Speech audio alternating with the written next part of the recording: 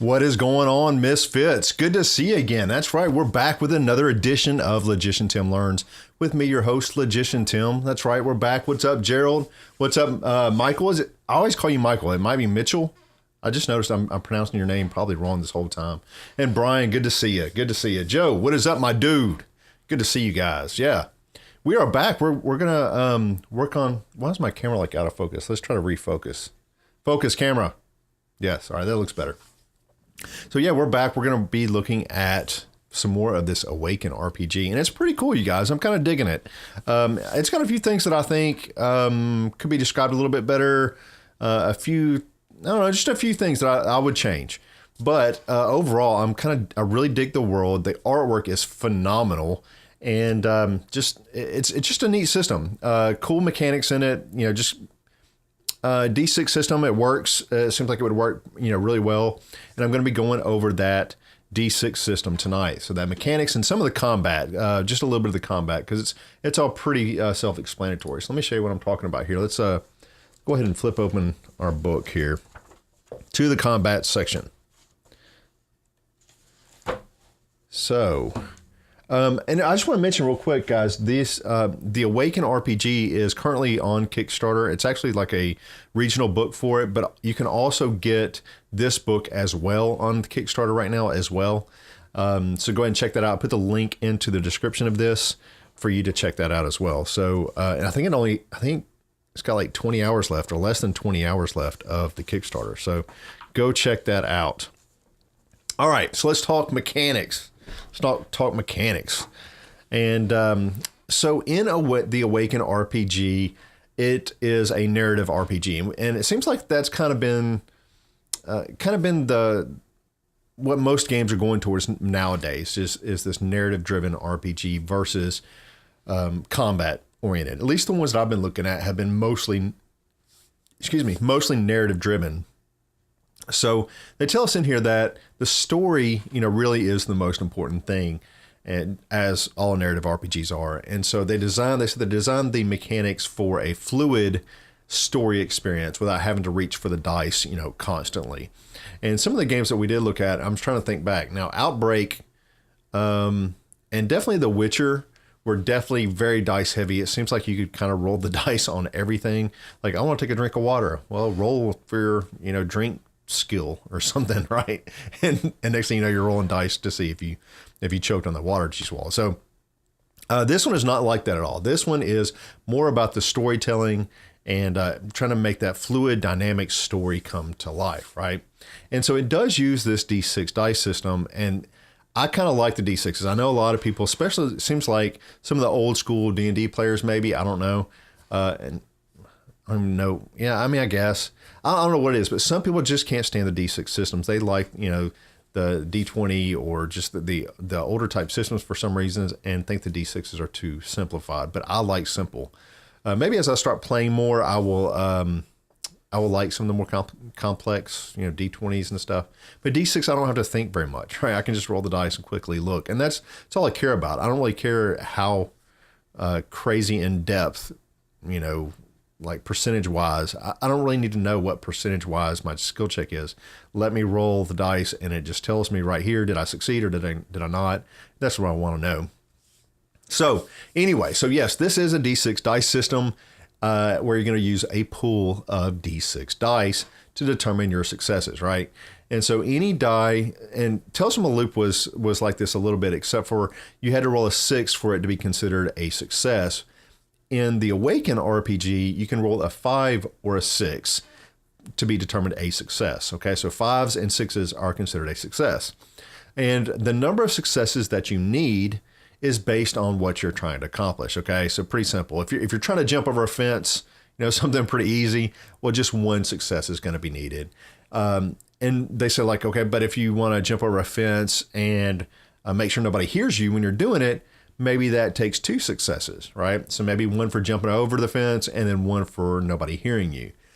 Okay, so let's say that you're wearing, I don't know, a ton of gear and you want to jump over a fence without being heard. Well, that's a lot harder, right? So that would require 3 successes, okay? And they kind of give us a little bit of a chart here for determining difficulty, of how many successes you would need. And one success is the character succeeded the simple task easier than normally. Why would it be one success is easier than normally? Wouldn't that just be you did it, not easier than normally? Because if you didn't have any successes, you wouldn't succeed, right? I don't know. So it's kind of weird. 2 successes, the task was done without any problem. 3 successes, the task was done instantly with great efficiency. And then 4 successes or more, the character succeeded in a task phenomenally with inhuman speed and efficiency, dazzling the others with their skill and yielding better results than expected.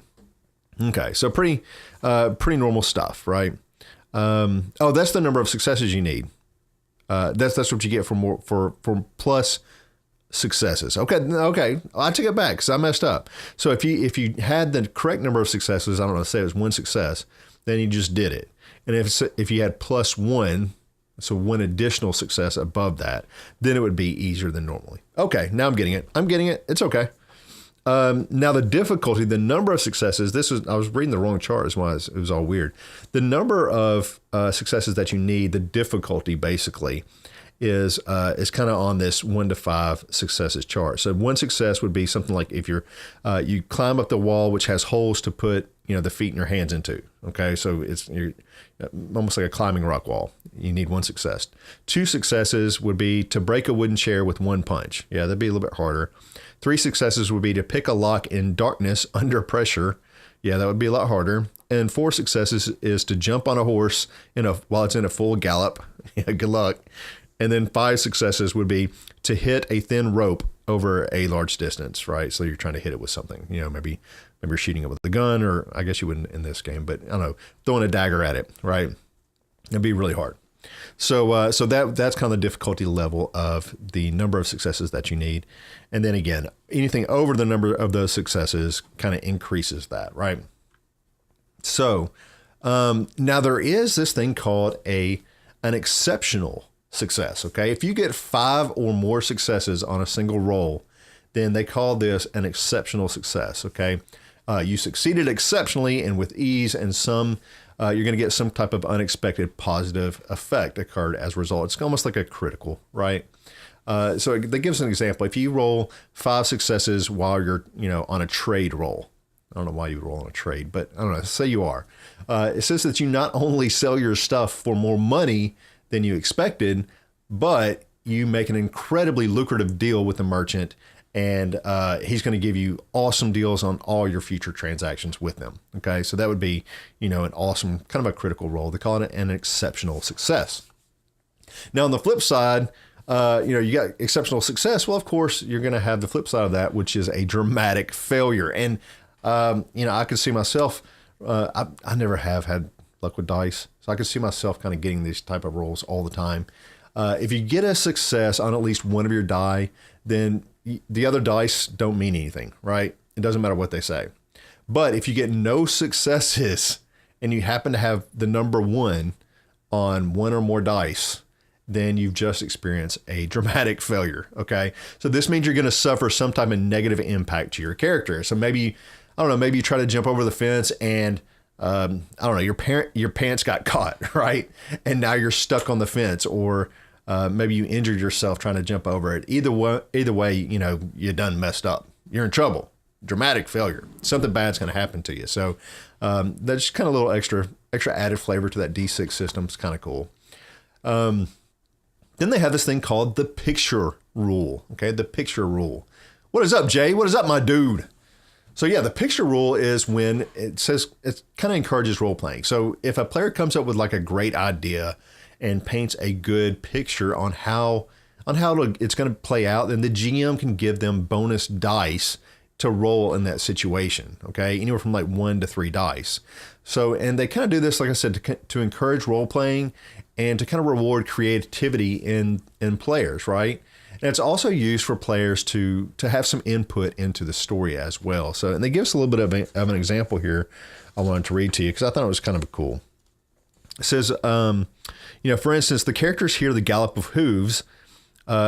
Adriana decides on her feet. I guess she thinks quickly on her feet. I'd like my character to hide behind the rock, but to watch carefully. When I see the horseman get right next to a tree, I'll use a shift gift to transport behind a tree and attack the horseman from behind in the same moment he passes the tree. All right.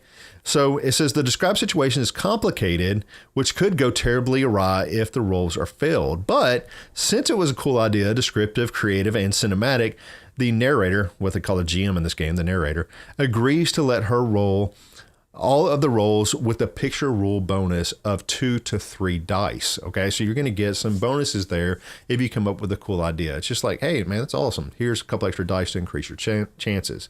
And I'm not sure how exactly I feel about that. I think it's kind of neat. I like the idea of encouraging role playing. It seems to me that like the GM's going to set difficulty for stuff when he's kind of making everything. This kind of throws a little bit of a monkey wrench in it, because if he wants it to be kind of difficult, and very challenging and therefore rewarding when you win, it seems to me like this is going to throw that off balance in a little bit, or could. But again, this is very story driven and narrative driven, so combat is not that important as the story is, right? So they talk a little bit about contest roles and contested roles. I mean, so these are, whenever you're rolling against another NPC or another player, something like that, it just comes down to really whoever has the most successes out of their D6s, right? And they give us a little bit of a, where is it? A little bit of an example, if I can find it. Okay, yeah, a player wants to use a powerful mind gift called Mind Carver to read the NPC's mind. In this case, a mind roll is required, while the antagonist, also a Vasali, can try to resist with their mind roll. So they're going to roll against each other right here and see if he's going to take control of this guy's mind. Their player character has a mind roll of 3, while their opponent has a mind roll of 4. Although the character doesn't know that the person in front of them is more trained in mind gifts, he still tries to overcome the person's mental barriers. On a roll, he acquires a total of 2 successes. And the narrator, on the other hand, the GM only rolls 1 success. The player succeeded in their mind reading, while the NPC didn't notice nor realized what happens. Okay. So it's just basically one against the other, right? Whoever has the most successes is going to win, that combat round, right? Or that contested roll. And it also, players can help you too. And I kind of like it when they do this, because sometimes you're trying to hack a computer or build a bridge like in out of desperation or something like that, and you need help, and something crazy is coming and you're trying to prepare for it and you need all the help you can get, and the rolls are very critical.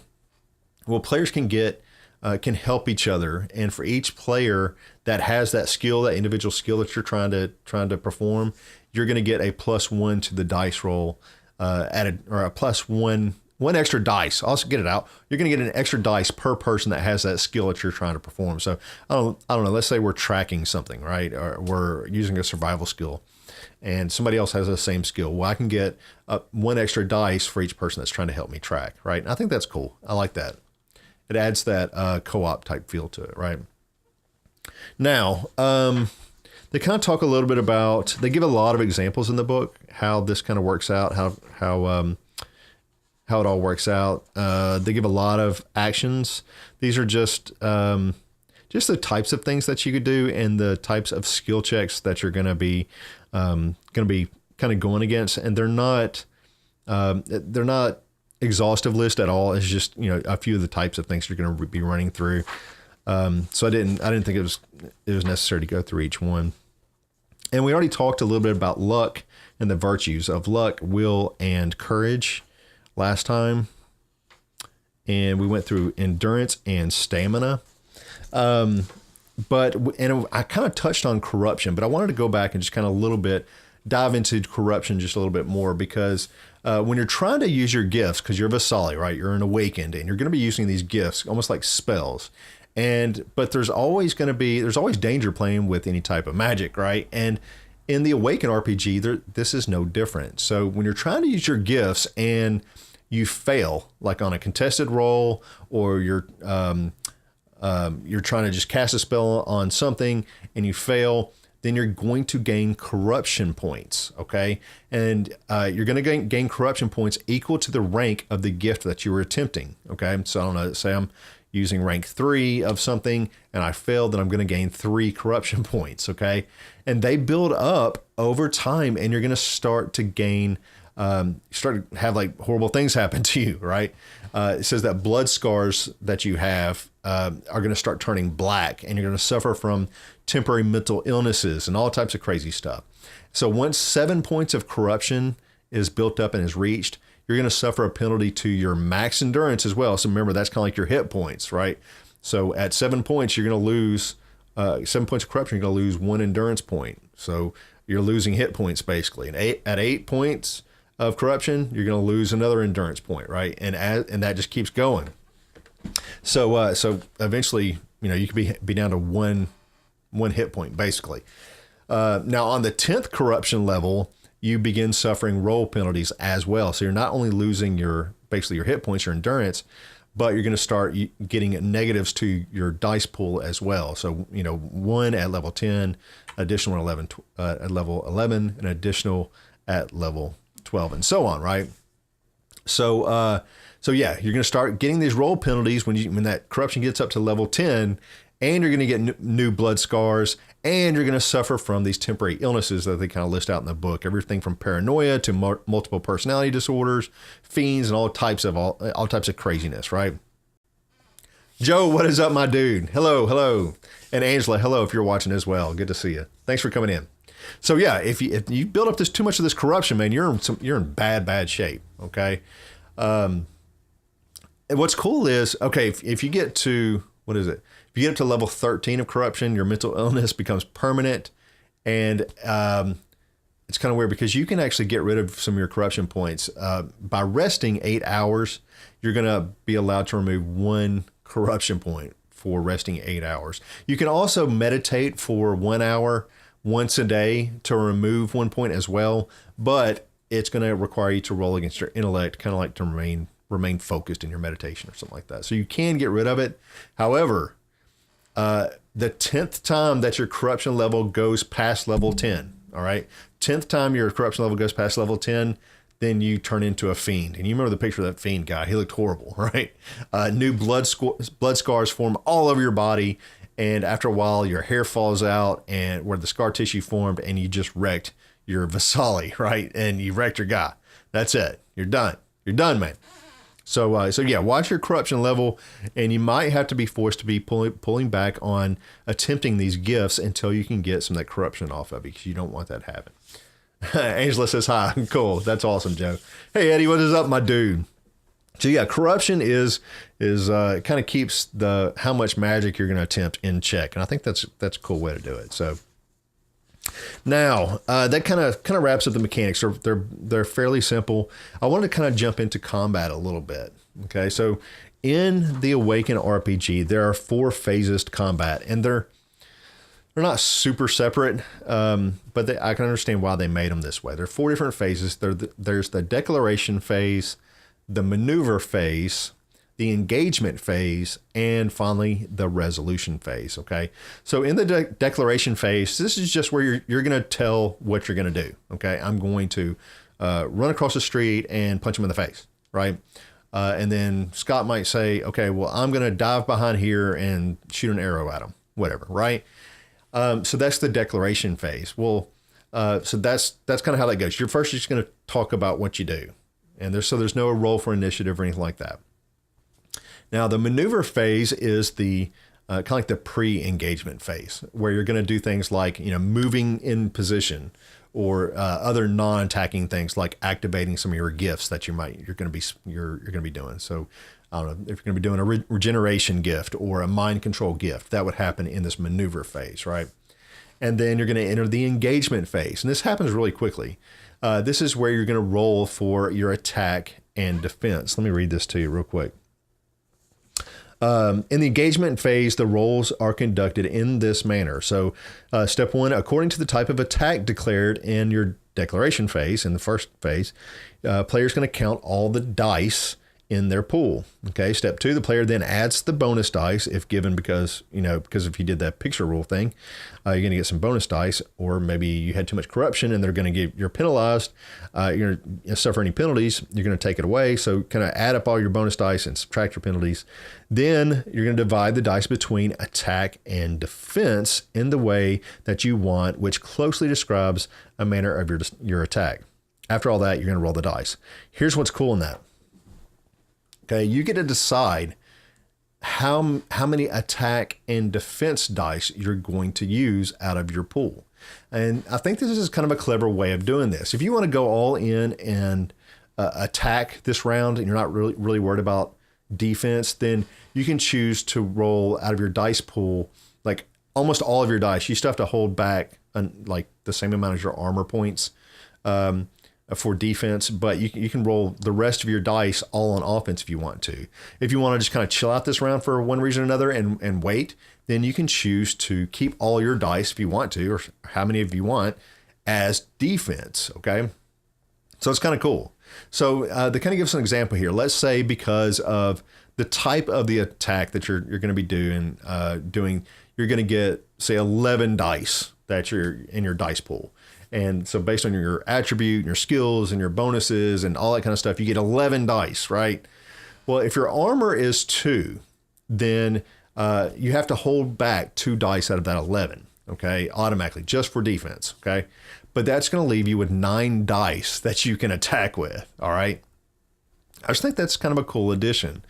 So you can say, okay, I'm going to go on full attack mode, or I'm going to go on full defense mode, or anywhere in between. I just think that's kind of cool. It gives me a little bit of control over what my character is doing. So I like that. And it makes it very simple for attack and defense, right?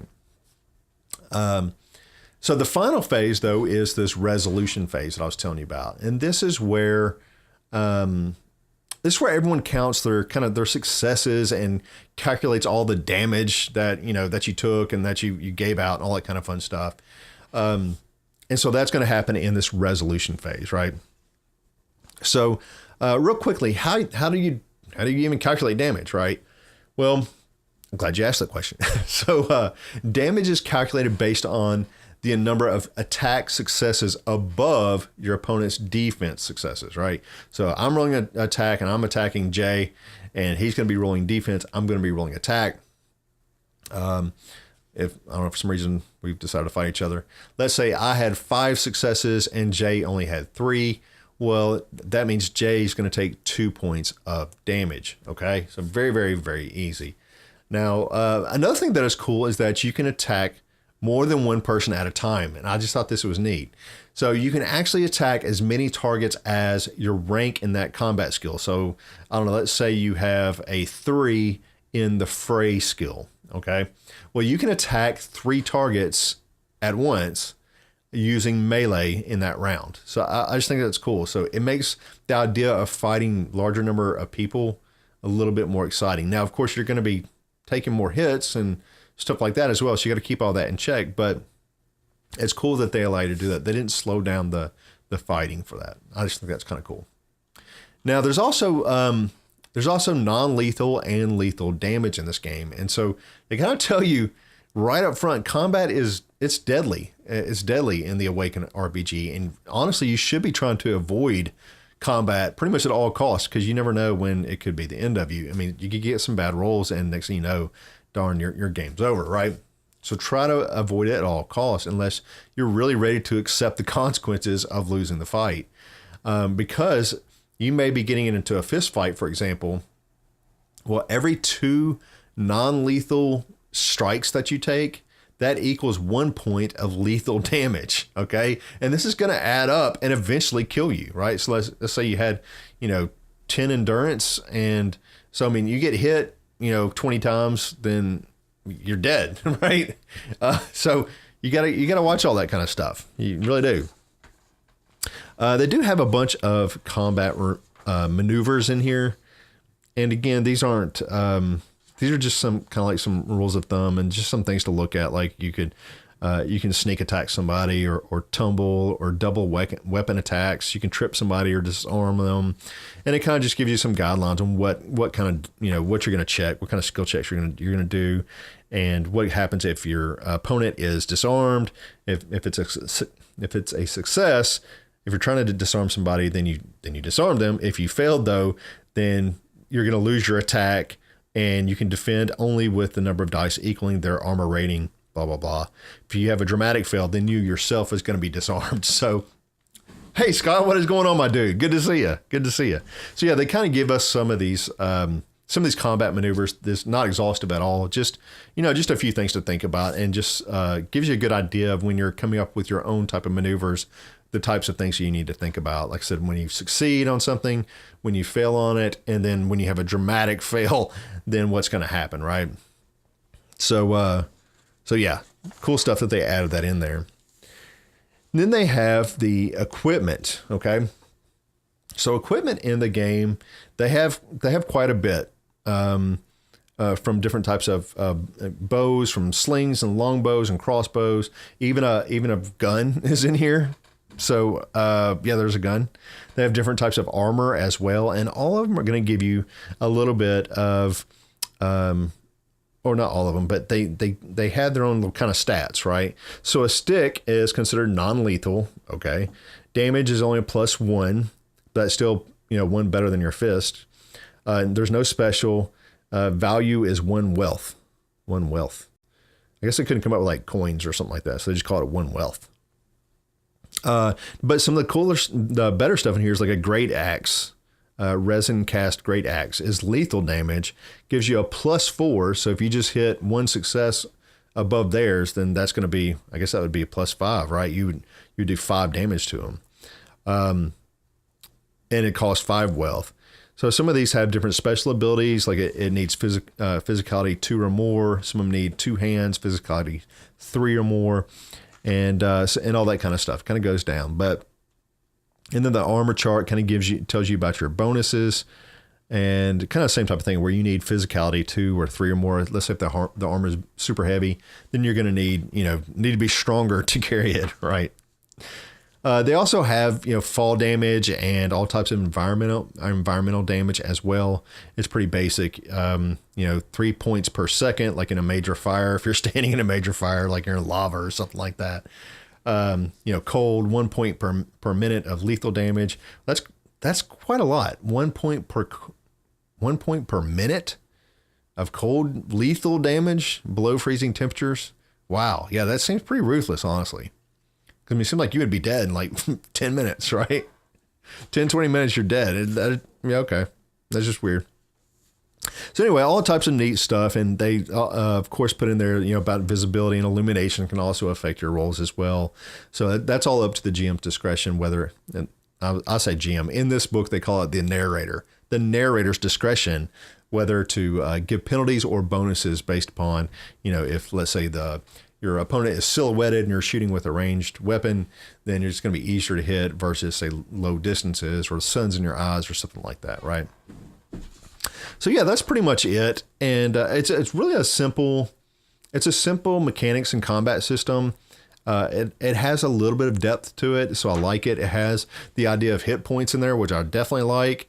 It has some neat stuff. I think the thing I liked the most was the ability for attack and defense. And be able to use your pool of dice to kind of split it up and say, okay, I want to use 3 of my dice for defense, and I'm going to use the rest for attack. Or no, I want to defend a lot this round, so I'm going to use 7 of my dice for defense and the rest for attack. Something like that. I think that just kind of adds a little bit of flavor to it. So kind of cool. And the next chapter, you guys, is going over the gifts, and I've kind of flipped through here before just a little bit. Really, the main thing to talk about here was all